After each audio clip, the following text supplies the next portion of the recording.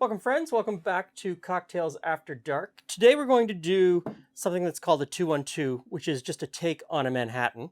And we're going to be using cognac, but I'm going to do it two ways.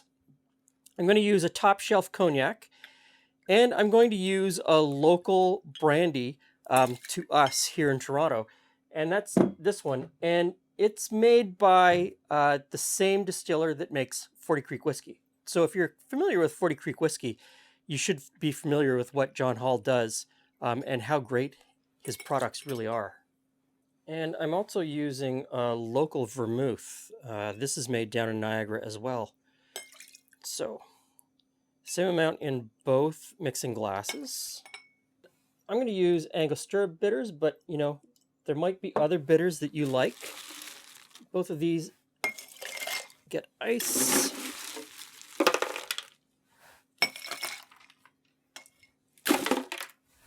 And a stir. Okay, got a couple of coupe glasses with ice. They should be chilled right down. So, do you remember which is which? This one is the local brandy. And this one is the top shelf cognac.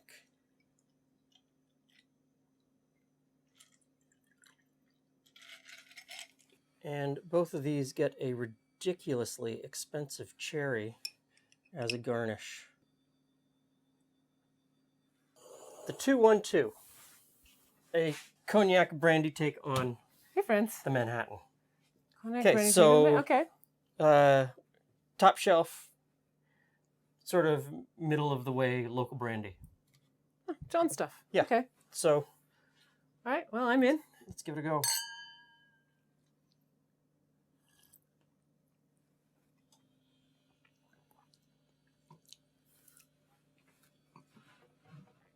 Okay.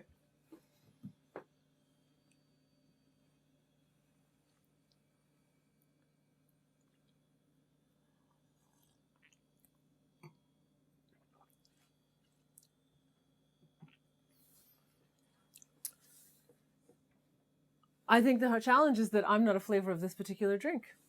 The 2-1-2 is not something I'm not really fond of either of them. No, they're not. For me, it's not something I'm enjoying. They're equally disappointing.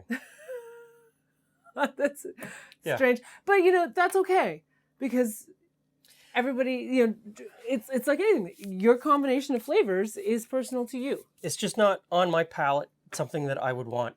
There's not a whole lot of sweetness there. In fact, there's no sweetness at all, is there? No, I find it quite bitter. There is a bitter flavor. But I don't think that either one of these stands out as this one's better than this one or that one's better than the other. I don't see.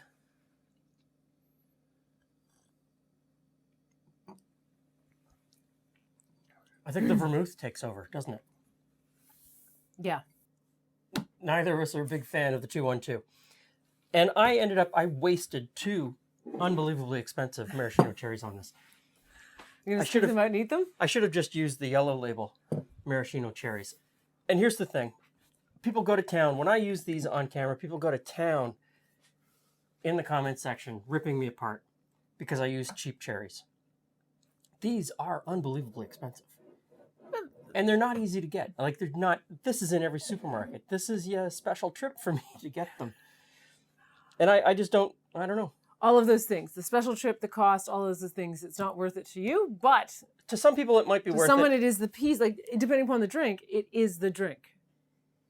So I think the combination of the extra cost, the extra effort to go out and find them and all of those things, sometimes if I want to impress somebody and I want to feel really big, I'll use the Luxardo cherries.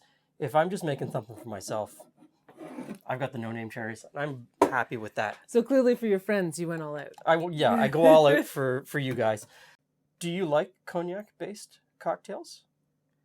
I mean, I kind of enjoyed the Sazerac we did a little while ago with the cognac. So perhaps do you like cooking with cognac? I love cooking with cognac. Yes.